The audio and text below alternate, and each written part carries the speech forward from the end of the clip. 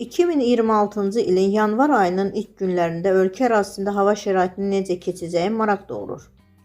Qış mövsümünün ən soyuq dövrlərindən biri hesab edilən yanvarda qar yağmasının baş verib-verməyəcəyi ilə bağlı proqnozlar diqqət mərkəzindədir. Maraqlıdır. 2026-cı ilin yanvar ayının ilk günlərində ölkə ərazisində qar yağma ehtimalı varmı? Hava və iqlim məsələləri üzrə ekspert Cavid Hüseynov konkretaza bildirib ki, yanvar ayı Azərbaycanda ən soyuq aylardan biri olsa da, Bakıda qar yağması adətən ayın sonlarına doğru müşahidə edilir. 2026-cı ilin yanvar ayının ilk günləri üçün hazırki proqnozlara əsasən paytaxt Bakı və sahilyanı ərazilərdə qar yağması ehtimalı aşağıdır. Lakin dağlıq rayonlarda əsasən də şimal və qərb rayonlarında qar yağma ehtimalı yüksəkdir.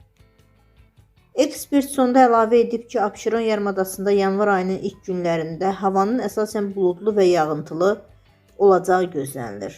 Bakıda gündüz havanın temperaturunun 5-10 dərəcə, gecə isə 1-6 dərəcə ətrafında olacağı ehtimal edilir.